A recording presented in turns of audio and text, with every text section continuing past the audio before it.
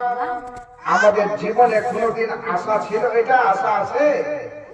একদিনও কোনো মাওলানাকে জিজ্ঞাসা করেছি যে ভাই, যে আমি তো নামাজ পড়ছি, রোজা রাখছি, সবই করছি, কিন্তু কি ভালো জিনিস আমল করলে যে নবীর পাশে জান্নাতে থাকবো? এটা জিন্দেগি ভর কোনোদিন জিজ্ঞাসা করেছি? কোনোদিন জিজ্ঞাসা করলাম না। কোরআন শরীফে আছে যে আমরা অনেকেই, অনেক জ্ঞানী মানুষ আছে যে বাংলা কোরআন শরীফ পড়ি, বাংলা হাদিস শরীফ, কিন্তু কোরআন শরীফে আছে এটা যে আল্লাহ পাক বলেছেন দুনিয়ার লোক ভাববে যে আমি সঠিক পথে আছি, কিন্তু ওটা আসলে ওর নিজের সঠিক পথটা নিজে না বুঝতে পেরে ও ভুল পথে সারা জিন্দেগি ভর চলে গেল। সারা জিন্দেগি ভর যদি ভুল পথেই চলে যায় তাহলে কিন্তু কবরে হাসরের ময়দানে আমাদের কোনো উপকার হবে না। অতএব বলতে যাচ্ছি এটা যে আমাদেরকে একটু করে ভেবে চলতে হবে, যার জন্য ভাবার কথা আমি আগে বলেছি যে ইসলাম হচ্ছে ভাবার নাম। আজকে বর্তমান জামানার মুসলমান আমরা ভাবিয়ে না, এ না ভাবার কারণে আমাদের পরিস্থিতি হচ্ছে এটা। আল্লাহু আকবার, আল্লাহ রাসূল সাল্লাল্লাহু আলাইহি সাল্লামের দরবারে সাহাবারা সব সময় কেঁদে কেঁদে বলেছেন যে ইয়া রাসূলুল্লাহ, ইয়া হাবিবাল্লাহ, আপনার পাশে জান্নাতে থাকবো কি করে?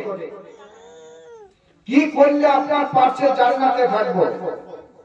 তো আল্লাহ রাসূল বলেছেন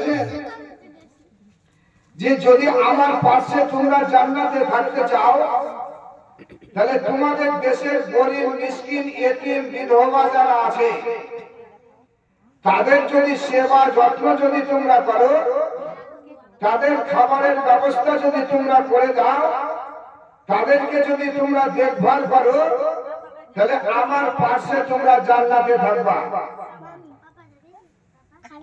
কথা বুঝতে পারছেন? তাহলে আমার পাশে আল্লাহর হাবিব বলছেন জান্নাতে থাকবা। তাহলে গরিব, মিসকিন, এতিমকে, গরিবকে, যারা বিধবা আছে তাদেরকে, তাদের সেবা যত্ন করতে হবে।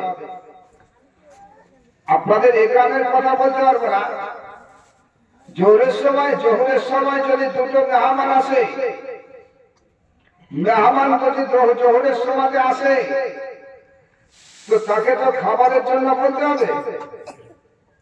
তো অনেকেই আছে আপনাদের এই এলাকাতে ভালো যে হয়তো একটা করে নিয়ে নেবে, এমনও লোক আছে যে মেহমান দেখেও সুন্নত পড়বে না, বাড়ি চলে যাবে। এখানকার লোক নয়, অন্য জায়গা। এমনও লোক আছে ওকে জিজ্ঞাসা করলে দাঁড়াও, বাড়ির আগে পারমিশন দিতে তবে বলতে পারবে যে খাবার দিতে পারবে কি পারবে। বাবা জীবনেরা, ভাইরা, আল্লাহর হাবিব সাল্লাল্লাহু তাআলা আলাইহি সাল্লাম বলেছেন যারা গরিব, মিসকিন, এতিমকে যারা ভালোবাসবে, যাদেরকে দেখভাল করবে, ওই বিধবাকে দেখভাল করবে, তারা আমার পাশে আল্লাহর হাবিব বলেন জান্নাতে থাকবে। হযরতে ওমর ফারুক রাদিয়াল্লাহু তাআলা আনহু, যিনি দ্বিতীয় খলিফা, আল্লাহর হাবিব যিনাকে সুবহানাল্লাহ দুনিয়াতে জান্নাতি বলেছেন, জীবিত যখন ছিলেন তখন জান্নাতি বলেছেন। ও হযরতে ওমর ফারুক রাদিয়াল্লাহু তাআলা আনহু গিয়েছিলেন এই সারা পৃথিবীর মধ্যে অর্ধেক পৃথিবীর বাদশা ছিলেন উনি। ও হযরতে ওমর ফারুক রাদিয়াল্লাহু তাআলা আনহু যে রাস্তা দিয়ে যেতেন 40 দিন শয়তান ওই রাস্তা দিয়ে যেতে পারতো না, এত মেজাজি ছিলেন আর এত ওনার সুবহানাল্লাহ পাওয়ার ছিল। ও হযরতে ওমর ফারুক রাদিয়াল্লাহু তাআলা আনহু নবীর পাশে জান্নাতে থাকার জন্য মসজিদে নববীতে চলে গেলেন। আর মসজিদে নববীতে যাওয়ার পরে দেখছে দেওয়ালে একটা চার্ট লেখা আছে, একটা লিস্ট আছে, যেমন আমাদের মসজিদে যেমন থাকে ইমাম সাহেবের পালির জন্য কার কার ভাবে পালি পড়বে একটা চার্ট লেখা থাকে। অনুরূপ একটা চার্ট লেখা আছে দেশে কটা বিধবা আছে, কটা ইতিম আছে, কটা মিসকিন আছে, আর কে কে সেবা যত্ন করছে তার পাশে দামটা লেখা আছে। তো হযরতে ওমর ফারুক রাদিয়াল্লাহু তাআলা আনহু উনি লাস্ট লিস্টটা পড়ে দেখছেন যে যদি আমার নসিবে জুটে তো দেখি। জান্নাত কি জিনিস দেখে নেন। হযরত ওমর ফারুক রাদিয়াল্লাহু তাআলা আনহু লাস্ট লিস্টটা দেখতে দেখতে দেখতে দেখছেন যে লাস্টে একটা জায়গা ফাঁকা আছে, একটা বিধবা যার সেবা যত্ন করার কেউ নাই, ওখানে কেউ নামও লেখা নাই। তো হযরতে ওমর ফারুক রাদিয়াল্লাহু তাআলা আনহু উনি ফজরের নামাজ পড়ে যাচ্ছেন কোথায়? ওই বিধবার বাড়ি। ফজরের নামাজ পড়ে যাচ্ছেন ওই বিধবার বাড়িতে কাজ করে দেওয়ার জন্য, বাড়িতে ঝাড়ু দেওয়ার জন্য, পানি বহে দেওয়ার জন্য যাচ্ছেন। ফজরের নামাজ পড়ে যখন যায়, দরজার কাছে যাওয়ার পরে আমরা কি বলি? কাউরি বাড়ি যখন যায় দরজার কাছে কি বলি? ও ভাই আছো, নানা আছো, দাদু আছো, তাই তো কি? ওটা ইসলামের সংবিধানে নাই। আল্লাহ পাক বলেছেন ইয়া আইয়ুহাল্লাযিনা আমানু লা তাদখুলু বুয়ুতান হাত্তা তাসতানিমু ওয়া তুসাল্লিমু আলা আহলিহা। আল্লাহ পাক বলেছেন ও ঈমানদার বান্দারা, তুমি তোমার নিজের বাড়ি হোক কিংবা পরের বাড়ি হোক, বাড়িতে ঢোকার পূর্বে দরজার কাছে তুমি সালাম করো। সালাম করতে বলেছেন আল্লাহ। হযরতে ওমর ফারুক রাদিয়াল্লাহু তাআলা আনহু ওই কোরআনে কারীমের আয়াতের উপরে আমল করার জন্য ওই বিধবা দরজার কাছে উনি সালাম করছেন, আসসালামু আলাইকুম ওয়া রাহমাতুল্লাহ। ওই বিধবা সালামের জবাব দিচ্ছে ওয়ালাইকুম আসসালাম। বাবাকে বলে মা আমি ওমর ফারুক আছি, মা দরজা খোলেন। বলে কেন বাবা? বলে মা আপনার বাড়িতে আরবে পানির অভাব ছিল তো, বলে আপনার গোসল করা পানি, উজু করা পানি, সব পানি বহে দিব, পানিটা ঝাড়ু দিয়ে দিব, সব কাজ করে যাব আপনার বাড়িতে, আপনি দরজাটা খোলেন। তো বিধবা ভিতর থেকে আওয়াজ দিচ্ছে যে বাবা এক আল্লাহর বান্দা এসে কাজ করে চলে গেছে, আমার বাড়িতে আর কোনো কাজ নাই, আর কাজ নাই। তো উনি ভাবছেন মনে হয় আজকে আমার আসতে দেরি হয়েছে, মনে হয় এই জন্য অন্য কেউ করে দিয়েছে। পরের দিনে ফজরের নামাজের আগে চলে গেলেন যে এসে কাজটা করে করে করবো, তারপরে এসে নামাজ পড়বো। ওই বিধবার বাড়ি টুক টুক করে যখন ফজরের আগে যায়, দরজার কাছে আবার সালাম করছেন, আসসালামু আলাইকুম ওয়া রাহমাতুল্লাহ। বিধবা ভিতর থেকে সালামের জবাব দিচ্ছে ওয়ালাইকুম আসসালাম। বাবাকে বলে মা আমি গত ফজরে এসেছিলাম সেই উমার, আমি আজকেও এসেছি উমার, আপনার বাড়িতে যত রকমের কাজ আছে আমি করে যাব, আর পানি এনে দিব। পানি অনেক দূর থেকে আনতে হয়, গোসল করা পানি, উজু করা পানি, সব পানি বহে দিয়ে যাব। তো বিধবা বলছে ভিতর থেকে বাবা আল্লাহর এক বান্দা এসেছিল, সব কাজ করে চলে গেছে, পানি বহে দিয়ে গেছে, বাড়িতে ঝাড়ু দিয়ে দিয়েছে, আর আমার বাড়িতে কাজ নাই। কথা বুঝতে পারছেন আমার? কে যাচ্ছে? হযরতে ওমর ফারুক, যিনাকে আল্লাহর নবী দুনিয়াতে জান্নাতি বলেছে, তা সত্ত্বেও সারা সারা রাত ধরে যাচ্ছে। পরের দিনে ভাবছেন আমাদের মতন মন্ত্রী হলে তো আর যেতাম না, বলে দুবার গেছি, এটাই ওর ভাগ্য নাকি, ওটাই ওর ভাগ্য। তৃতীয় রাত্রিতে তাহাজ্জুদের যখন আযান হয়, মক্কা মদিনাতে এখন আমাদের দেশে 5 ওয়াক্ত নামাজের আযান হয়, আর মক্কা নগরে মদিনা শরীফে এখনো 6 ওয়াক্তের নামাজের আযান হয়। তাহাজ্জুদের আযান যখন হয়, হযরতে ওমর ফারুক রাদিয়াল্লাহু তাআলা আনহু উনি বাড়ি থেকে বেরিয়ে গেছেন, বলে দেখি আজকে নিশ্চয় কাজ পাবো, আজ অনেক রাত্রিতে আমি যাচ্ছি। যেতে যেতে যেতে যেতে ওই বিধবার বাড়ির দরজার কাছে গিয়ে সালাম করছে, আসসালামু আলাইকুম ওয়া রাহমাতুল্লাহ।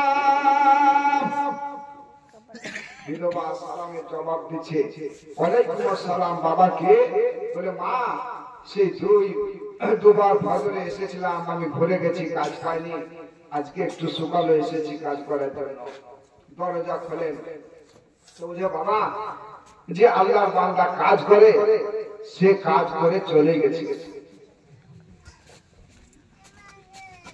মুসলমান এ তো বিধবার বাড়িতে কাজ করতে যাচ্ছে, কিসের জন্য? জান্নাত নেওয়ার জন্য, নবীর পাশে জান্নাতে থাকার জন্য। বিধবা তো অপরিচিত। আজকে দেশের মুসলমান যে নিজের মায়ের সুবহানাল্লাহ সেবা করিয়ে না, নিজের মাকে কষ্ট দিয়ে, নিজের মাকে দুঃখ দিয়ে, এখানে ওরকম লোক নাই। অন্য জায়গার কথা বলছি, মুসলমান বলতে যাচ্ছে এটা যে হযরতে ওমর ফারুক রাদিয়াল্লাহু তাআলা আনহু চতুর্থ রাতে ভাবলেন যে আজকে এশার নামাজ পড়ে আমি বাড়ি যাব না, আজকে এশার নামাজ পড়ে ওই বিধবার দরজার কাছে যাব, দেখবো কে আল্লাহর বান্দা এসে কাজ করছে। হযরত ওমর ফারুক রাদিয়াল্লাহু তাআলা আনহু এশার নামাজ পড়ে আর বাড়ি না গিয়ে টুকটুক করে তাসবিহ গুনতে গুনতে চলে গেলেন। ওই বিধবা দরজার পাশে উনি লুকিয়ে থাকলে কে আল্লাহর বান্দা কাজ করতে আসছে একবার দেখবে।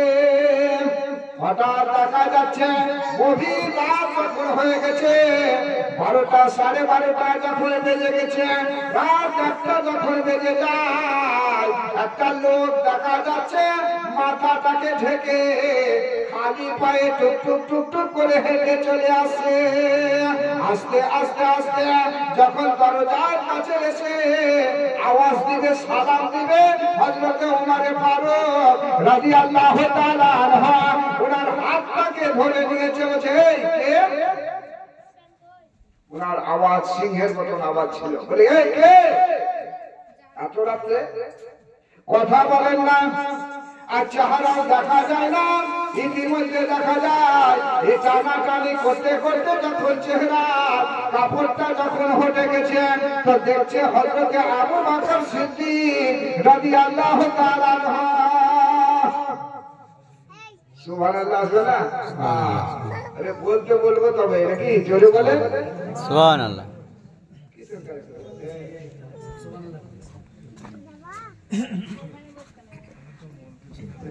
বল জোরে বলতে বলবো তখন বলবেন নাকি, তাছাড়া তো বুঝি না। তো সুবহানাল্লাহ কোন জায়গায় পড়তে হয় সেটা জানি না, আর আলহামদুলিল্লাহ কোন জায়গায় পড়তে হয় সেটাও জানি না, যার ফলে আমাদেরকে বক্তাদেরকে ঘুচাতে হয়, পাম দিতে হয়।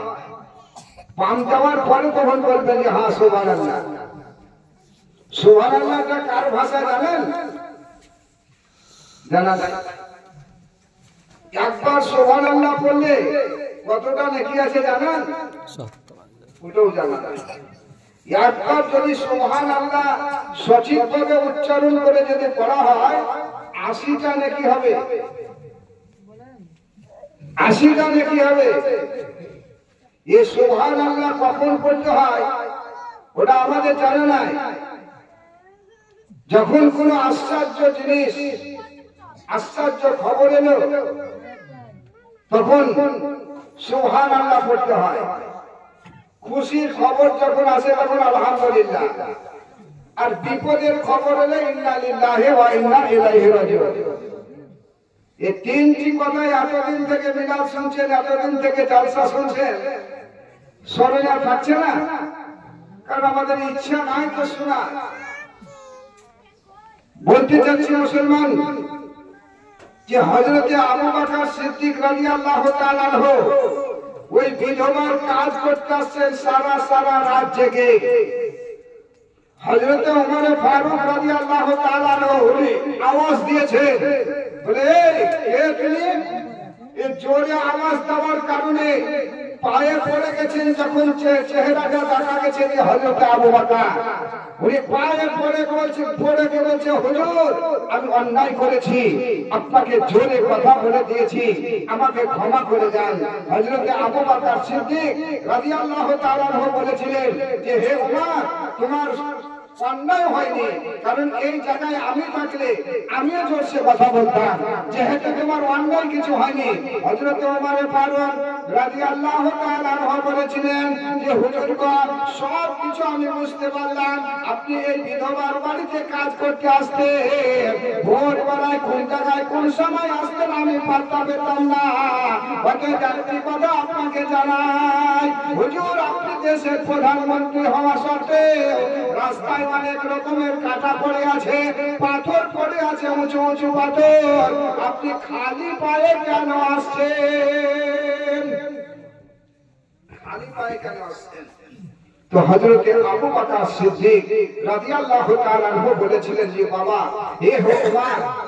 এ ওমর, আমি খালি পায়ে আসছি এই কারণে যে আমার এই দেশের মানুষ, এই পাড়ার মানুষ অত্যন্ত গরিব, তারা সারা দিন কাজকর্ম করে থাকে, আর সারা দিন কাজকর্ম করার পর রাত্রিবেলায় ঘুমিয়ে গেছে, আর আমি জুতো পরে নিয়ে আওয়াজ দিয়ে যদি রাস্তায় আসি, আমার জুতোর আওয়াজে যদি কাউরি ঘুম ভেঙে যায়, খোদার কাছে আমাকে জবাব দিতে হবে। বলুন সুবহানাল্লাহ।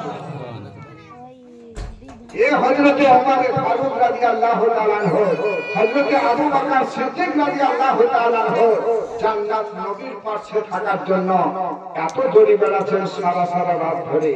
আজ বড় আফসোসের কথা মুসলমান যে আমরা নিজের পিতা মাতাকে পেয়েও সেই পিতা মাতাকে আমরা দুঃখ কষ্ট দিয়ে দরজার উপরে পিতা মাতা কান্না করে, আর ছেলে বাড়ির ভিতরে নিজের বউ নিয়ে আনন্দ করে খায়। এখানেও এরকম নাই। বাবা জীবনেরা ভাইরা বলতে যাচ্ছি এটা যে আল্লাহ রাসূল সাল্লাল্লাহু তাআলা আলাইহি ওয়াসাল্লাম বলেছেন জান্নাতি হতে গেলে আল্লাহর হাবিবের কথা মেনে চলো, নবী যেটা বলেছে সেটা মেনে চলো, আর নবী যেটা নিষেধ করেছে সে থেকে দূরে থাকো। এর নাম হবে ইসলাম। একেই বলে জান্নাতের পাশে। আল্লাহর হাবিব বলছে ওটা মান আহাব্বা সুন্নতি ফাকাদ আহাব্বানি ওয়া মান আহাব্বানি কানা মাইয়া ফিল জান্নাহ। আল্লাহর নবী বলেন যে আমার সুন্নাতকে ভালোবাসলো সে আমাকে ভালোবাসলো, যে আমাকে ভালোবেসেছে সে আমার পাশে জান্নাতে থাকবে। নবীর সুন্নাত, সুন্নাতের মধ্যে অনেক সুন্নাত আছে। আমরা বেশিরভাগ সাধারণ মানুষ জানি ছেলে মেয়ের বিয়ে দেওয়া এটা নবীর সুন্নাত, নাকি? নবীর সুন্নাত। আল্লাহ রাসূল বলেছেন আল নিকাহু মিন সুন্নতি ফামান রাগিবা আন সুন্নতি ফালাইসা মিন্নি। এটা হচ্ছে নবীর সুন্নাত।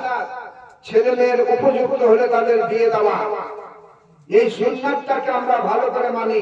কিন্তু বিয়ের দিনে ওই বাড়িতে না হলে 18 রকমের হারামের কাজ হয়। এখানে হয় না? বলা হয় এখানে হয় না? 18 রকমের হারামের কাজ হয়।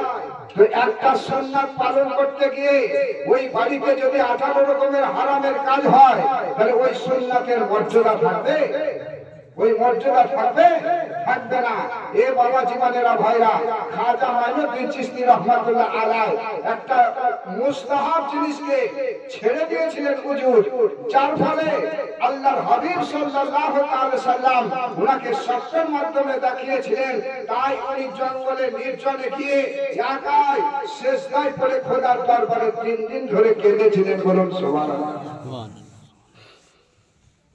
একটা সুন্নাত মুস্তাহাব ছুটে যাওয়ার কারণে। মুস্তাহাবটা কি জানেন? উজু বানাতে বানাতে হাতের খিলাল করা, এটা না হলে উজু হয়ে যাবে। আর আমাদের দেশের কোন মুসল্লিকে যদি বলা হয়, ইমাম সাহেব যদি বলা হয় যে বলে ভাই আপনার উজু হলো না, হাতটা ধোয়া যায়নি, ভালো না হচ্ছে তোমাকে দেখতে হবে না, তুমি তোমারটা দেখো, তোমারটা দেখো। মুসলমান তো হযরতে খাজা মাইনুদ্দিন চিশতি রাহমাতুল্লাহ আলাইহি 3 দিন ধরে কান্না করছেন সেজদায় পড়ে। উনার যত সহচর ছিলেন, সহকর্মী ছিলেন, সবাই উনার জন্য কেউ 3 দিন ধরে খায় না। তো ওনার ভক্ত একজন খাজা শামসুদ্দিন রাহমাতুল্লাহ আলাইহি উনি এসে যেখানে উনি সেজদায় পড়ে কান্না করছেন, ওইখানে এসে বলছেন, হুজুর গো, আপনার জন্য আমাদের কেউ খাওয়া হয় না, কেউ খায় না, পানি পান করে না, আপনি একটু আসুন, আমাদের সঙ্গে খেতে হবে। তো উনি বলছেন, বাবা তোমরা খাও না, আমাকে খেতে হবে না, বলুন সুবহানাল্লাহ। উনি আবার চেষ্টায় পরে খোদার দরবারে কান্না করেন। রাত্রি বেলায় যখন ঘুমিয়ে গেছেন, রাত্রি বেলায় স্বপ্নের মাধ্যমে আল্লাহর হাবিব বলছেন, ও মাইনুদ্দিন শুনে রাখো, তোমার মুস্তাহাব ছুটে যাওয়া উজুটা আল্লাহ কবুল করে নিয়েছে। এ বাবা জীবনেরা ভাইরা, এই খাজা মাইনুদ্দিন চিশতি রাহমাতুল্লাহ আলাইহি একটা উজুর সুন্নাত মুস্তাহাবকে ছেড়ে চলে যাওয়ার কারণে যদি 3 দিন ধরে সেজদায় পড়ে কান্না করে, আমাদের উজুর মুস্তাহাব চলে যাচ্ছে, আমাদের উজুর ওয়াজিব চলে যাচ্ছে, মুফরদ চলে যাচ্ছে, আমাদের কোনো টের পাই না। আমরা একটু লক্ষ্য করি না যে আমাদের উজুটা হচ্ছে কি হয় না, তাও আমরা খেয়ালে রাখি না। আল্লাহ রাসূলের দরবারে একজন সাহাবা এসে মসজিদে নববীতে নামাজ পড়ছেন। নামাজ পড়ে আল্লাহর হাবিব নামাজ পড়ে বসে আছেন, তাসবিহ গুনছেন উনি। আর এদিকে একজন সাহাবা নামাজ পড়ে উনাকে মুসাফা করে বাড়ি চলে যাবে। তো উনি মুসাফা করে বাড়ি চলে যাবে, তো আল্লাহ রাসূল বলছে, তুমি আবার পুনরায় নামাজ পড়ো। তো উনি সুসু করে চলে গেলেন, আবার নামাজ পড়লেন। আবার নামাজ পড়ে আবার মুসাফা করে চলে যাবেন। তো আল্লাহ রাসূল বলছেন, আবার তোমার নামাজ হয়নি, তুমি নামাজ পুনরায় পড়ো। আপনাদেরকে কেউ যদি কোনো ইমাম যদি বলে, ভাই আপনার নামাজ হয়নি, নামাজ পড়ে, বলে মৌলভী তুমি থাকো, তুমি পড়ো। মুসলমান আমরা শিখতেও চাই না, আর আমরা আমাদের চেষ্টাও রাখি না। ওই সাহাবা আবার নামাজ পড়লেন, কবার? 3 বার নামাজ পড়লেন। আবার বলছেন, আল্লাহর হাবিব বলছে, তোমার নামাজ আবার তুমি ঘুরিয়ে পড়ো। যেমনই ঘুরিয়ে পড়ো বলে বলা হয়েছে, আল্লাহ রাসূল সাল্লাল্লাহু আলাইহি সাল্লামের দরবারে ওই সাহাবা হাত জোড় করে বলেন, ইয়া রাসূলুল্লাহ, ইয়া হাবিবাল্লাহ, নামাজের পদ্ধতিটা আমাকে জানিয়ে দেন। আমার মনে হয় ভুল হচ্ছে, যার জন্য আমার নামাজ হয় না। ইয়া রাসূলুল্লাহ, ইয়া হাবিবাল্লাহ, আমাকে নামাজের পদ্ধতির নিয়মটা আমাকে জানিয়ে দেন।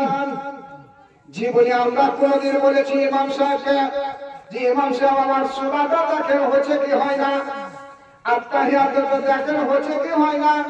আল্লাহ রাসূল বলেছেন, জন্মের পরে শিখতে মায়ের করে শিখতে আরম্ভ করো, কবরে যাওয়া পর্যন্ত আগে পর্যন্ত শিখতে থাকো। আমার লজ্জা লাগছে, তাই তো কি করে কি বলবো নাকি? এ মুসলমান বাবা জীবনের ভাইরা, যার জন্য তো আজকে পরিস্থিতি হচ্ছে এটা আমাদের দেশে একটা কিছু লোক আছে।